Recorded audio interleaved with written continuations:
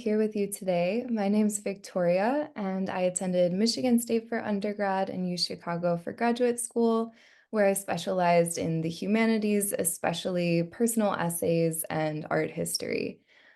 So I work as a creative writing instructor, and then I also help students with their personal essays for admission to undergraduate university. So I thought, why not combine those two elements and talk about how we can harness some of the skills that we build in creative writing to come up with some really awesome and engaging personal essays. All right, so how to write creative and captivating personal essays.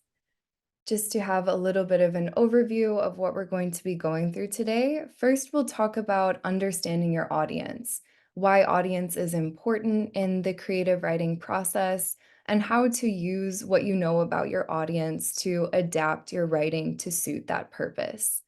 We'll also talk about the admissions officers as the unique audience that you will be writing to in your personal essays. Then we will move on to discussing what I like to call the myth of uniqueness. This is kind of like the idea that a lot of students come in with doubts about the fact that they don't think that their life has been epic enough up until this point. And the key idea here is that most people who are applying are going to be in the same boat. So we're going to talk about how to use the mundane and the everyday and to make that unique. Then we'll be talking about the hero's journey cycle, the hero's journey narrative pattern, which you may have heard about in the past, and how we can use this to understand what is really essential in stories, which is really the emotional transformation, and how to make sure that that is at the forefront of the essay. Then we'll be talking about precision in language, both why it's really important as well as how to get there. A lot of the getting there happens in the editing stage.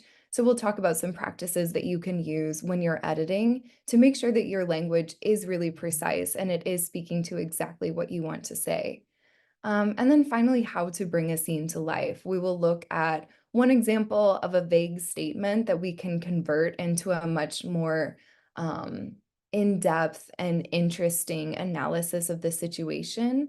And then we'll do an adaptation together. So we'll look at another vague statement, and then we will practice with this conversion.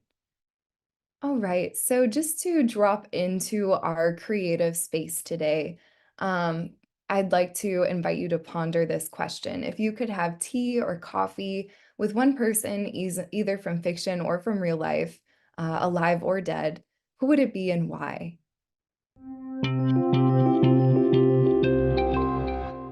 All right. And moving on to the importance of audience. So, knowing your audience really helps know how you want to present your story. You want to tailor your tone, your language, and your content to resonate to the audience that you are presenting to, that you're writing to. Um, Tailoring the tone can sometimes look like making it more formal, making it less formal, depending on who you're writing to.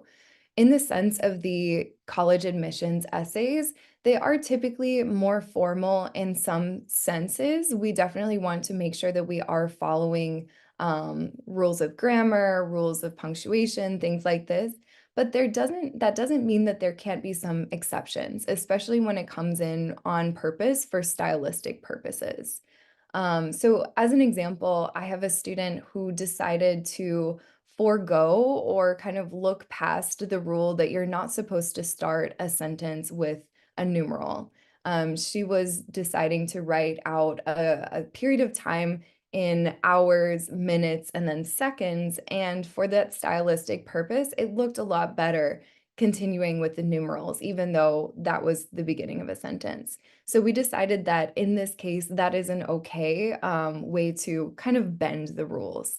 If you're ever feeling in doubt about if the way that you want to creatively bend the general guidelines for writing in a formal tone, um, contact someone someone at CollegePass, someone like me, someone like Akash. your advisor, your editor, someone that you know that is really good at editing or writing. Just ask them what they think and get a few opinions and see if you think that that will be obvious that you're trying to do this for stylistic purposes. We just want to make sure that the admissions officer doesn't think that this was an accident or this was something that you didn't know or didn't understand. The goal of the personal essay is to reveal who you are beyond your grades and test scores. So the rest of your application is going to be more data-based. It's going to be more objective materials. It's going to be much, much less personal. The impact of your essay really depends on how well it connects to the reader on a personal and emotional level. That's why we'll be talking about the emotional transformation aspect of this in depth today. Um, but remember that this is your opportunity to give your application a personality. So we really want to harness that opportunity and take advantage of it. To make your story relatable and memorable, you need to understand what your audience values. Knowing the values of who is going to be reading your writing is essential in writing something that will connect with them. So, in the sense of writing to admissions officers, we need to understand what each individual school values in their students. For example, Georgia Tech is a school that is much more technical. They're going to want to see more plain writing and more direct expression of what you've done, and how you're prepared for that school. On the other hand, the UCs or UMich, for example, those are schools that are much more holistic in their review process. All the schools these days pretty much are holistic in their review process, but I would say that the UCs and UMich, for example, are schools that really value creativity. They really value like a personality in your essay. So being able to bring that through will be something that will really help you in those supplemental essays for those schools. So, admissions officers as a unique form of audience, what are they looking for? So, in my opinion, admissions officers are looking for authenticity. They definitely want to see that you're coming from an authentic place. You're not just saying this because you think that that's what they want you to hear. They want to see self awareness. They want to see that you're able to reflect on your experiences and come away with a new understanding or change your mind as a result of something you've encountered in your life.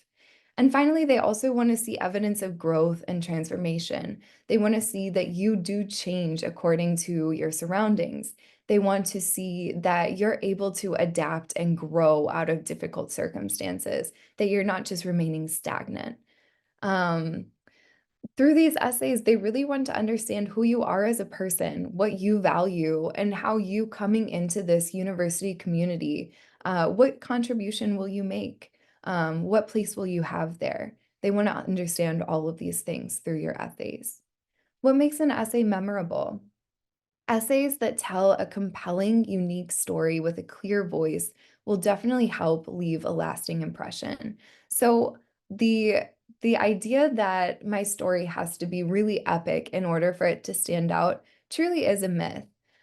Simply having something crazy that happened in your life, some kind of extraordinary circumstance, does not necessarily mean that you will have a memorable essay. A memorable essay could come out of many different places.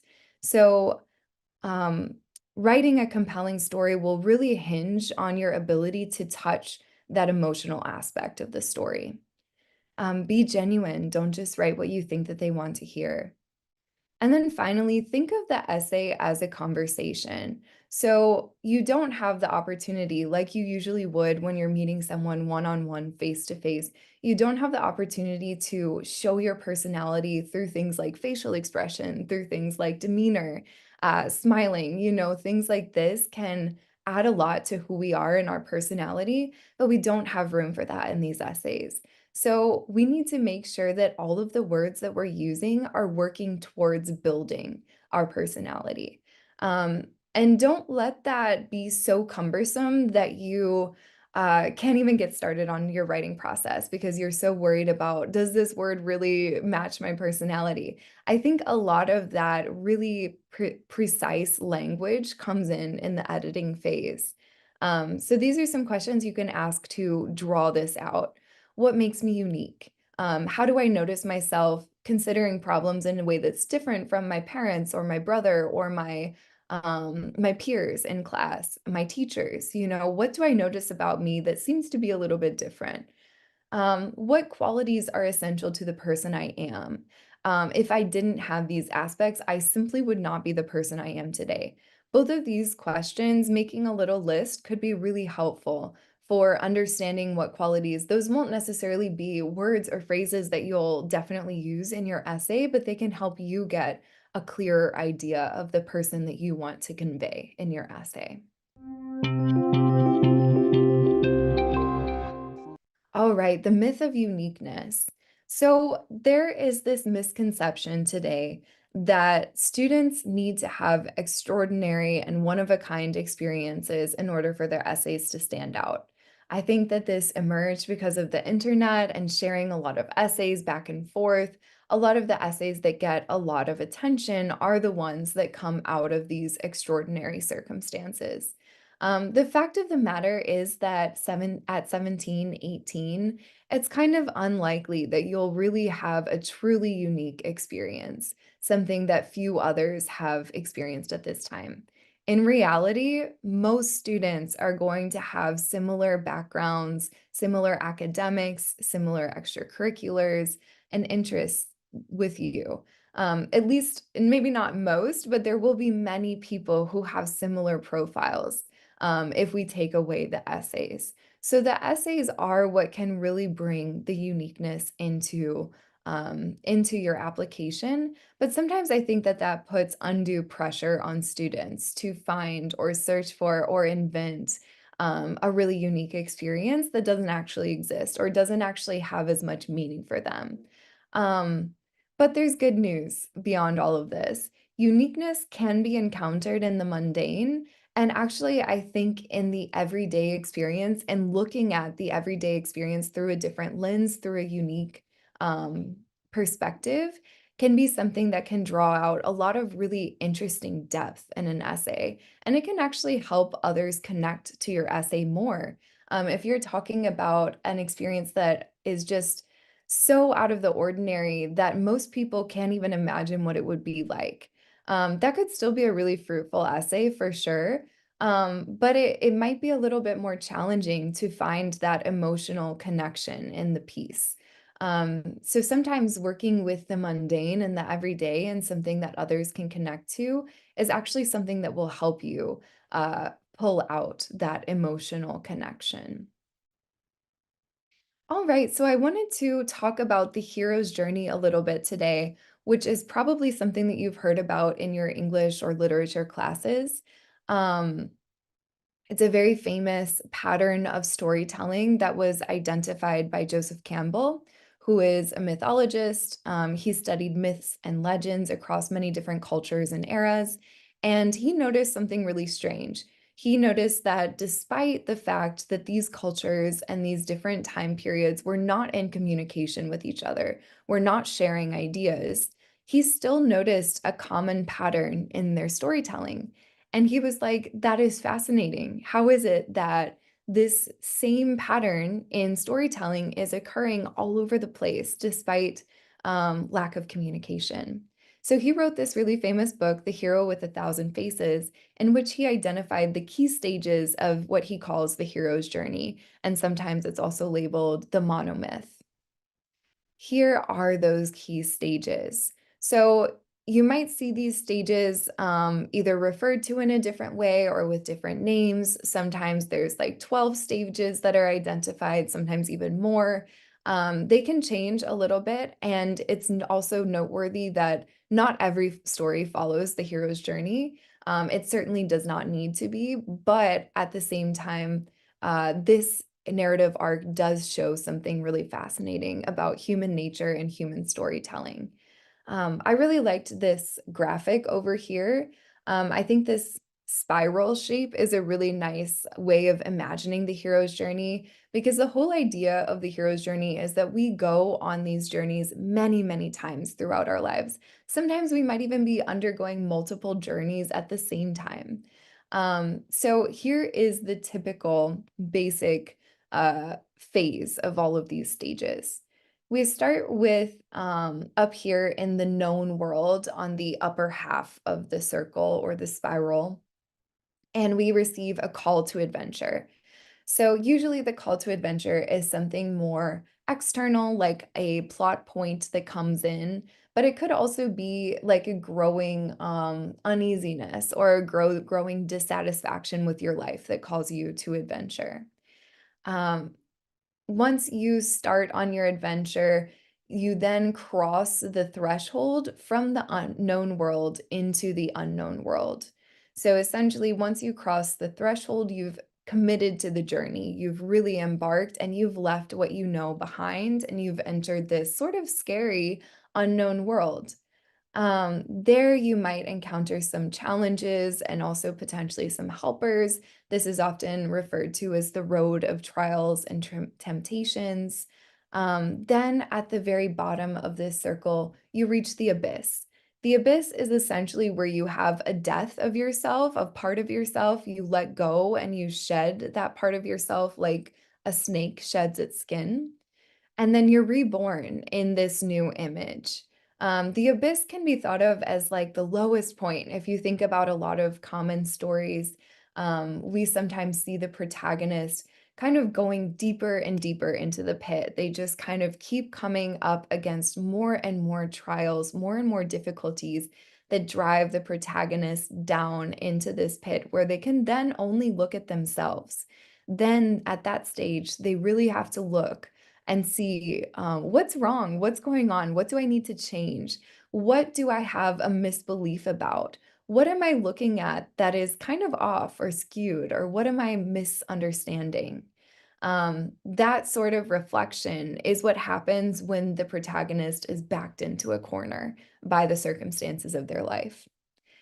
From there, they begin to transform, taking on the new ideas that they've understood, integrating some of those new aspects of themselves and releasing some aspects that they've left behind with their shedding. The next portion is called often apotheosis, which can also be thought of as the idea of integration. So while we're transforming, we haven't fully become this new person yet. And then at the apotheosis stage, that integration stage, that is when we've pretty much fully integrated this new identity. We have transformed and we've reached this new understanding of who we are.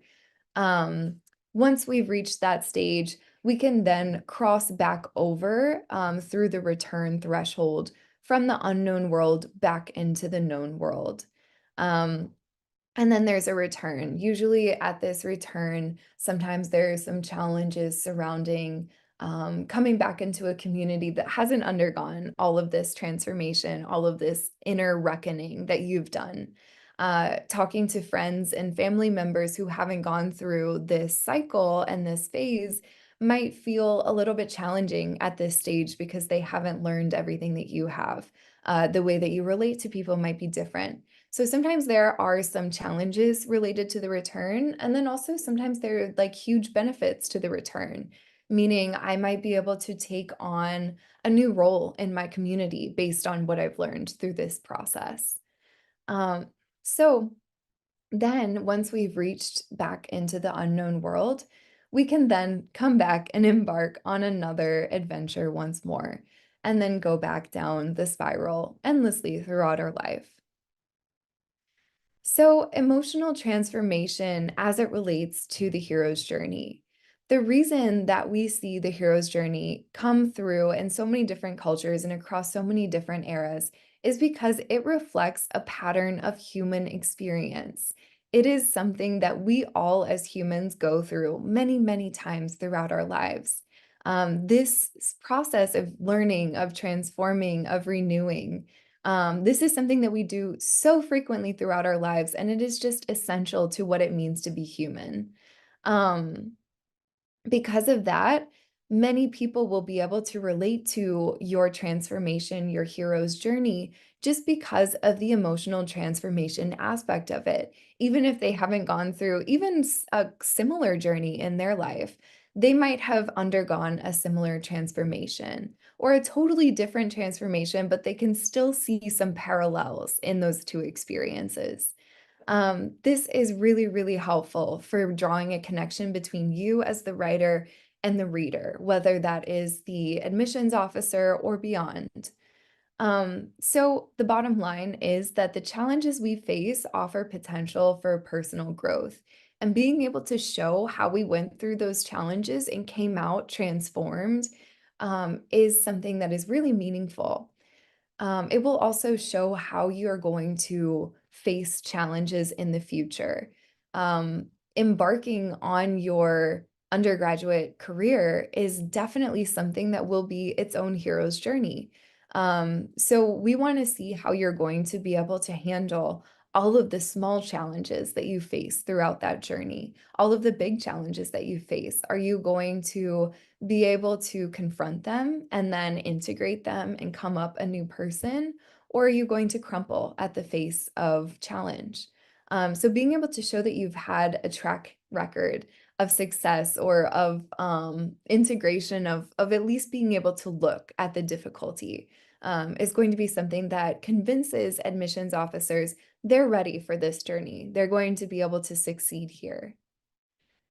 All right. And then I just wanted to include this quote by Robin Williams to talk about why it's so important to choose our words carefully. No matter what people tell you, words and ideas can change the world. They are powerful. We don't always think of words as powerful as they are. Our word choice is meaningful. Um, Words that can be seen as somewhat synonymous can sometimes have different connotations. So being really mindful to the connotations, the atmosphere that the words that we choose create, the associations that can be made between the words, being really cautious and mindful of that in our writing process is going to be something that's really beneficial ultimately.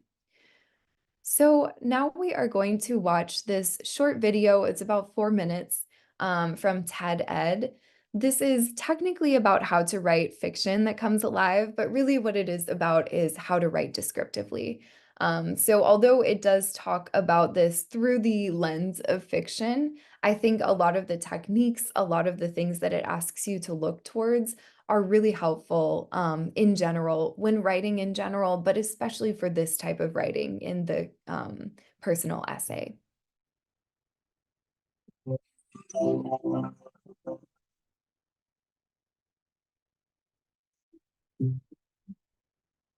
We read fiction for many reasons: to be entertained, to find out who done it, to travel to strange new planets, to be scared, to laugh, to cry, to think, feel, to be so absorbed that for a while we forget where we are. So, how about writing fiction? How do you suck your readers into your stories? With an exciting plot? Maybe. Fascinating characters? Probably. Beautiful language? Perhaps. Billy's legs are noodles. The ends of her hair are poison needles. Her tongue is a bristly sponge, and her eyes are bags of bleach. Did that description almost make you feel as queasy as Billy? We grasp that Billy's legs aren't actually noodles. To Billy, they feel as limp as cooked noodles. It's an implied comparison, a metaphor. So why not simply write it like this? Billy feels nauseated and weak. Chances are, the second description wasn't as vivid to you as the first. The point of fiction is to cast a spell, a momentary illusion that you are living in the world of the story. Fiction engages the senses, helps us create vivid mental simulacra of the experiences the characters are having. Stage and screen engage some of our senses directly. We see and hear the interactions of the characters and the setting. But with prose fiction, all you have is static symbols on a contrasting background. If you describe the story in matter-of-fact, non-tactile language, the spell risks being a weak one. Your reader may not get much beyond interpreting the squiggles. She will understand what Billy feels like, but she won't feel what Billy feels. She'll be reading, not immersed in the world of the story. discovering the truths of Billy's life at the same time that Billy herself does. Fiction plays with our senses: taste, smell, touch, hearing, sight, and the sense of motion. It also plays with our ability to abstract and make complex associations. Look at the following sentence. The world was ghost quiet, except for the crack of sails and the burbling of water against hull. The words quiet, crack, and burbling engage the sense of hearing. Notice that Bacall doesn't use the generic word sound. Each word he chooses evokes a particular quality of sound. Then, like an artist laying on washes of color to give the sense of texture to a painting, he adds another layer: motion, the crack of sails, and touch, the burbling of water against hull. Finally, he gives us an abstract connection by linking the word quiet with the word ghost, not quiet as a ghost, which would put a distancing layer of simile between the reader and the experience. Instead, Bacall creates the metaphor ghost quiet for an implied rather than overt comparison. Writers are always told to avoid cliches because there's very little engagement for the reader in an overused image such as red as a rose, but give them love began on a beach. It began that day when Jacob saw Annette in her stewed cherry dress. And their brains engage in the absorbing task of figuring out what a stewed cherry dress is like. Suddenly, they're on a beach about to fall in love. They're experiencing the story at both a visceral and a conceptual level, meeting the writer halfway in the imaginative play of creating a dynamic world of the senses. So when you write, use well chosen words to engage sound, sight, taste, touch, smell, and movement. Then create unexpected connotations among your story elements and set your readers' brushfire imaginations alight.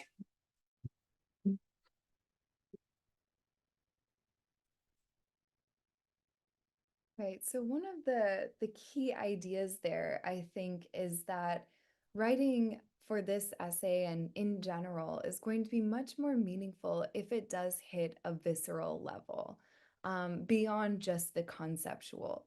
So conceptually, I can understand that Billy is nauseated, but that doesn't do as much to put me in the shoes of Billy.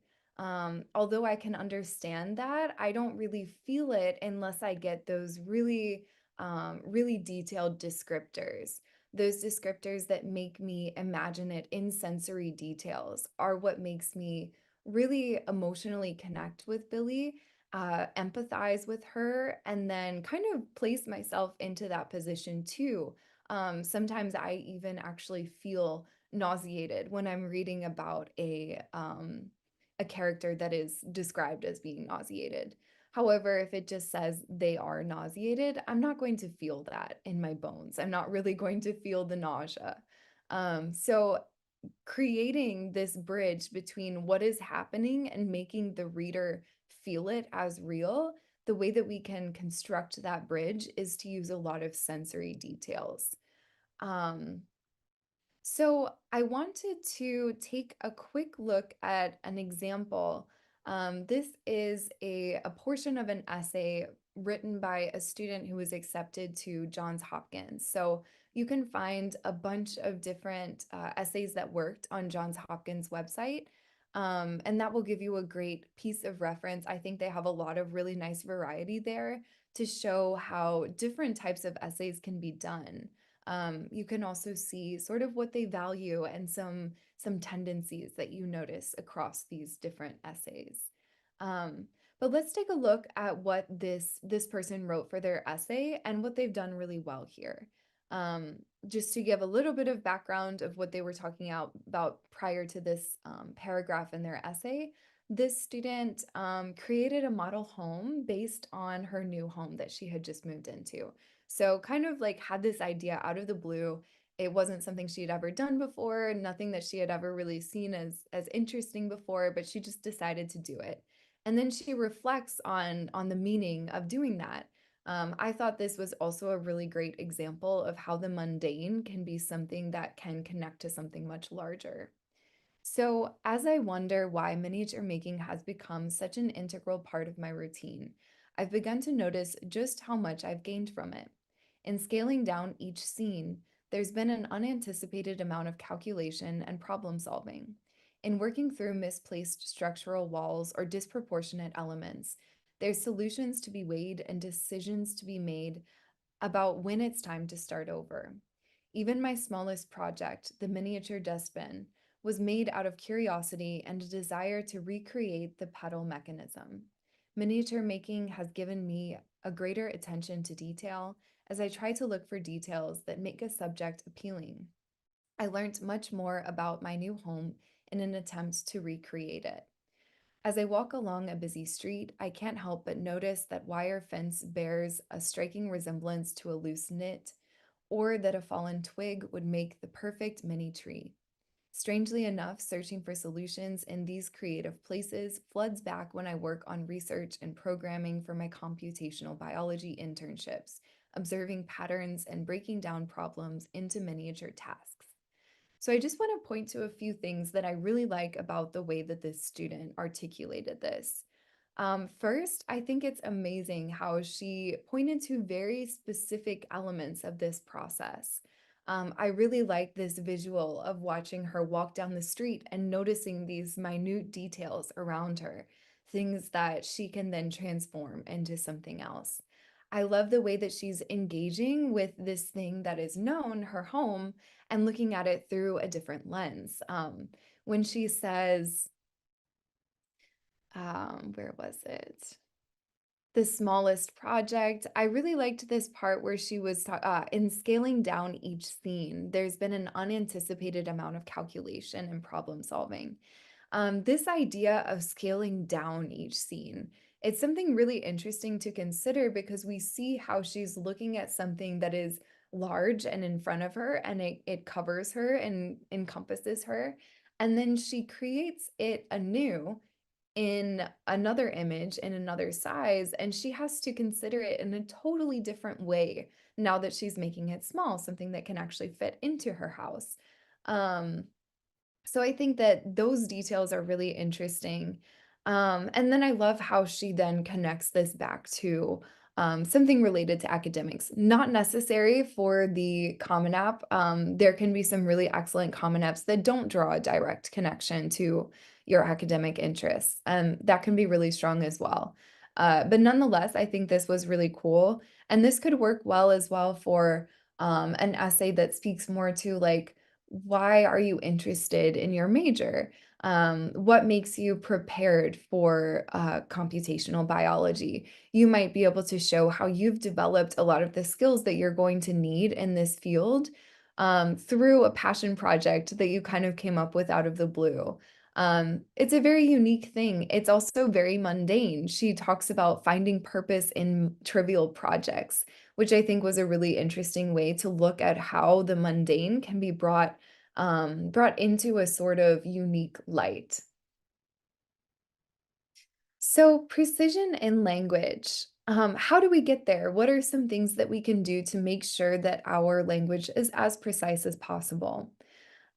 One thing to do is to try to use a variety of verbs and sentence structures.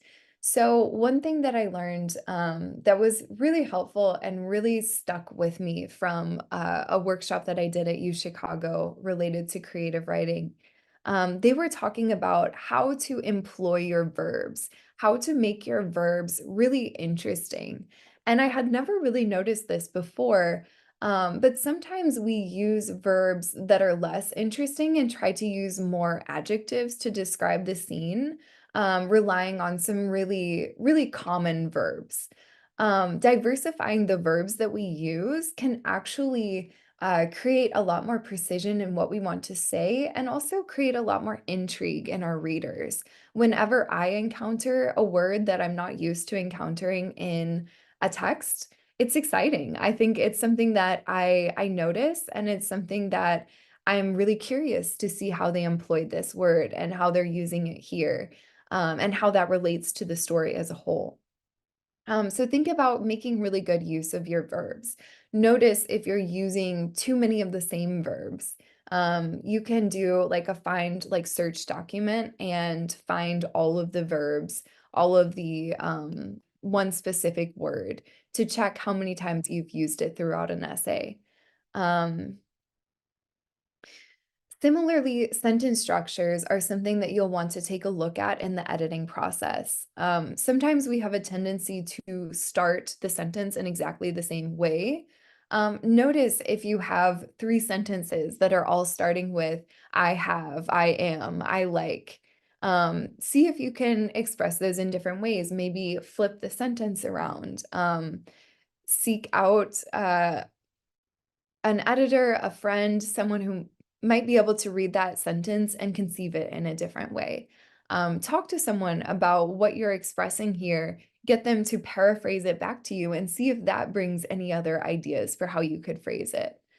Um, so, like I've been saying, precision often comes in the editing phase. For me, that is definitely where it comes. Um, I get way too overwhelmed if I'm trying to think about being as precise as I ultimately want to be while I'm in that writing process.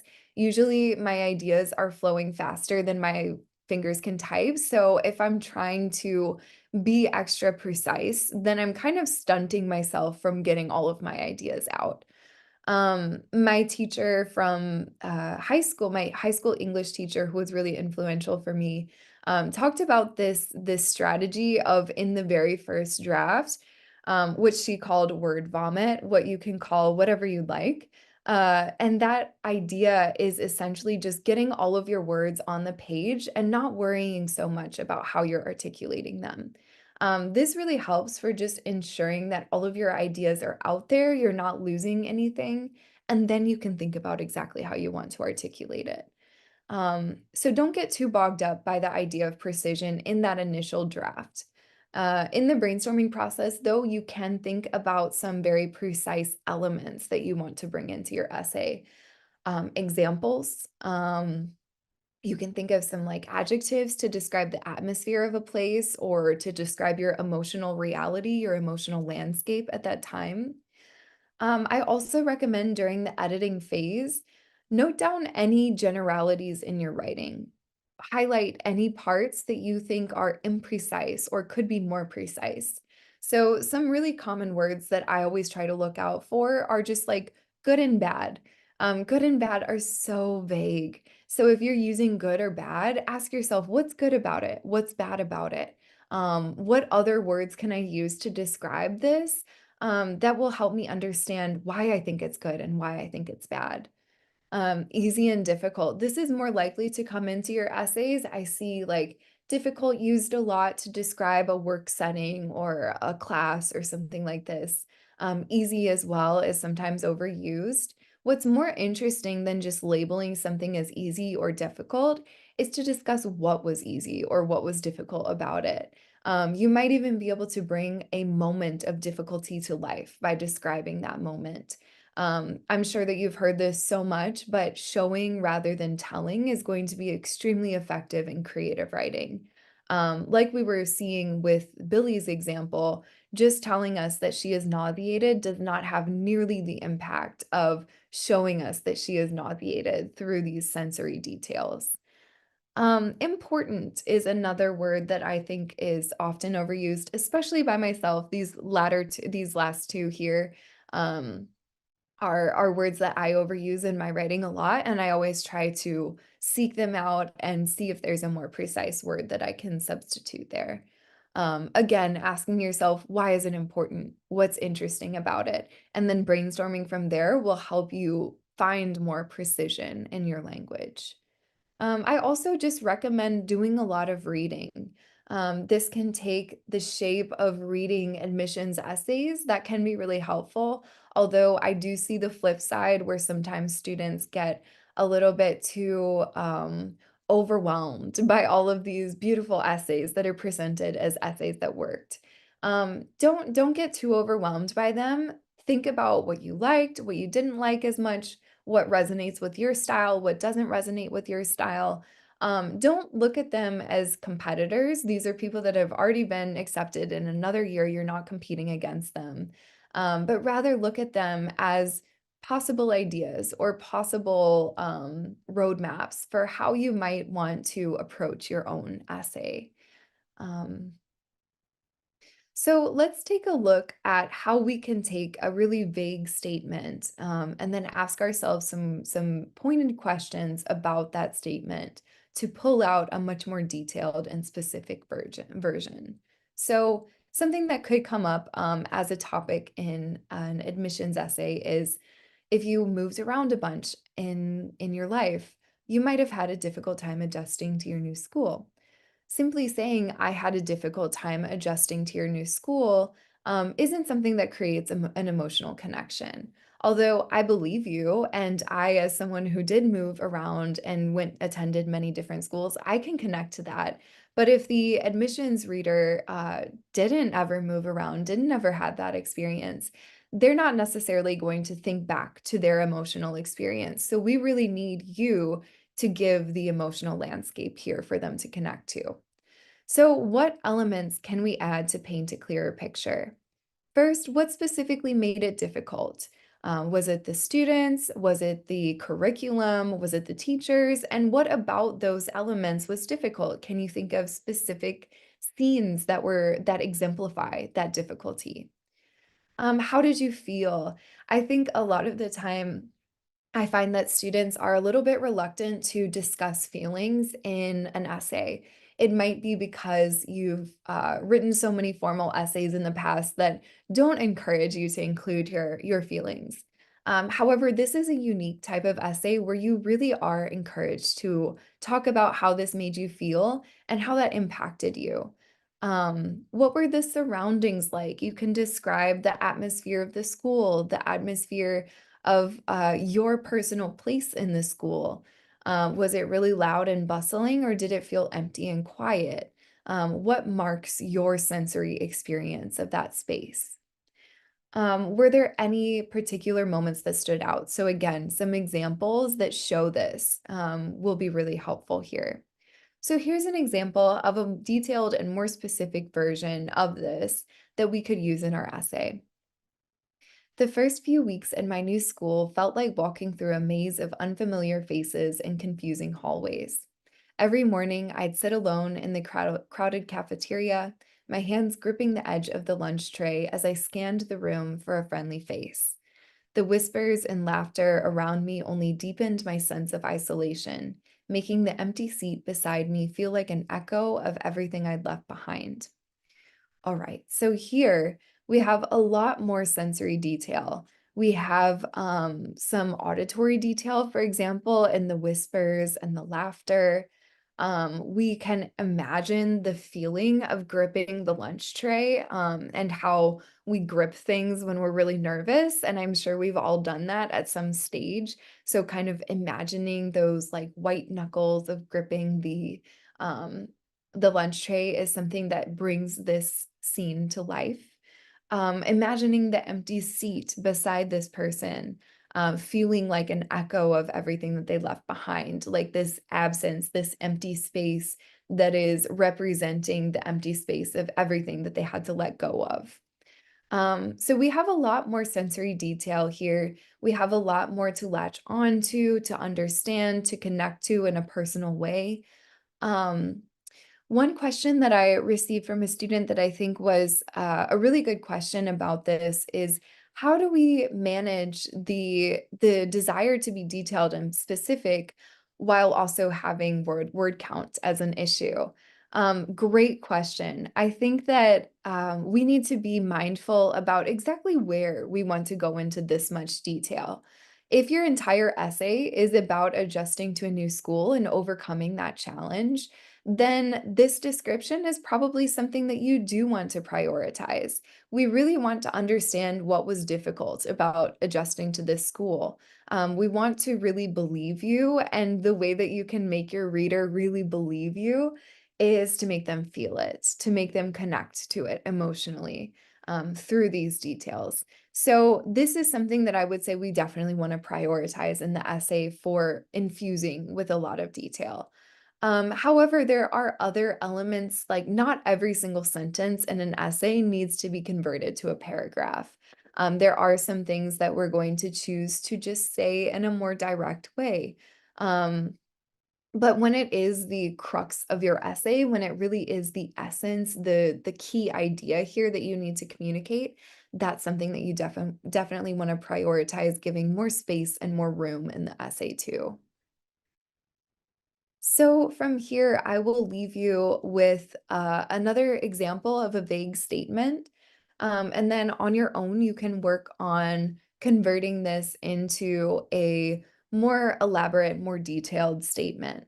If you would like to engage in this activity, you can do so and you can send your response to Akash or someone at the CollegePass team, and then they'll pass it along to me and we can give you some feedback on how you did. So you can brainstorm some details, some questions you might ask yourself to enhance the impact of this statement, and then try to use those questions to convert this into a more detailed expression of what it means to say, I learned a lot from my summer job. Some details I would suggest include like, what did you learn? How can you apply that learning elsewhere? Was there something that was difficult that you had to overcome in the summer job? What skills, soft and hard, did you learn from this job? Um, you can brainstorm many, many more questions about this summer job that might be helpful for answering this question. All right. Thank you so much for being here with me today, and I hope that this was a helpful session.